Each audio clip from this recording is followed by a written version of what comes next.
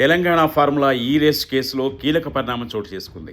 ఈ కేసు దర్యాప్తు చేస్తున్న ఏసీబీ అధికారులు సోమవారం నాంపల్లిలోని ఏసీబీ కోర్టులో ఛార్జిషీట్ దాఖలు చేశారు. ఈ ఛార్జిషీట్లో బీఆర్ఎస్ వర్కింగ్ ప్రెసిడెంట్ కేటీఆర్ను A1గా, ఐఏఎస్ అధికారి అరవింద్ కుమార్ను A2గా, హెచ్ఎండి మాజీ చీఫ్ ఇంజనీర్ బిఎల్ రెడ్డిని A3గా, ఏస్ నెక్స్ట్ జెన్ సంస్థ డైరెక్టర్ కిరణ్ రావును A4గా, యూకే కేంద్రంగా పనిచేసే ఈఓను A5గా పేర్కొన్నారు. అయితే ఈ కేసులు, అరెస్టు రాజకీయం తెలంగాణలో ఇప్పుడు రసవత్తరంగా సాగుతుంది. గల్లీ నుంచి ఢిల్లీ దాకా చర్చంతా ఒకటే. ఇది అవినీతిపై జరుగుతున్న విచారణ, లేక ప్రశ్నిస్తున్న ప్రతిపక్షాన్ని ఇరకాటంలో పెట్టే రాజకీయ కుతంత్రమా? రాష్ట్రంలో సమీకరణాలు సెకన్కో తీరుగా మారుతున్న వేళ బీఆర్ఎస్ వర్కింగ్ ప్రెసిడెంట్ కేటీఆర్ చుట్టూ ఏసీబీ ఉచ్చు బిగించడం వెనక ఉన్న అసలు మాస్టర్ ప్లాన్ ఏంటి తెలుసుకుందాం.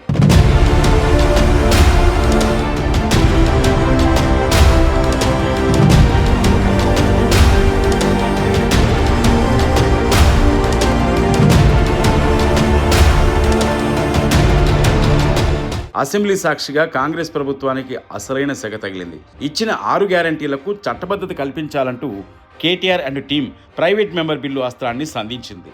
హామీల అమలు విషయంలో ప్రజల్లో పెరుగుతున్న అసహనానికి బీఆర్ఎస్ పార్టీ గట్టి షాండి తీసుకుంది. కానీ సరిగ్గా ఇదే సమయంలో ఫార్ములా ఈ రేస్ ఛార్జ్షీట్ బయటికి రావడం యాదృచ్ఛికమేనా, లేక ప్రజల గ్యారంటీల గురించి మర్చిపోయి కేటీఆర్ అరెస్టు గురించి చర్చించుకోవాలనే డైవర్షన్ స్ట్రాటజీనా?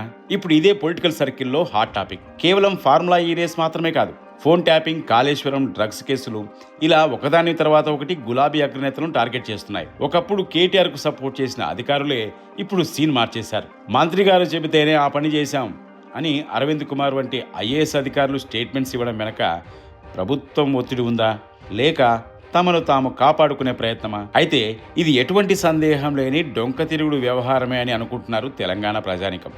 మరో విషయం, ప్రతిపక్షం సోషల్ మీడియాలో పవర్ఫుల్గా కౌంటర్ ఇస్తుండడం అధికార పక్షాన్ని కలవరపెడుతోందా?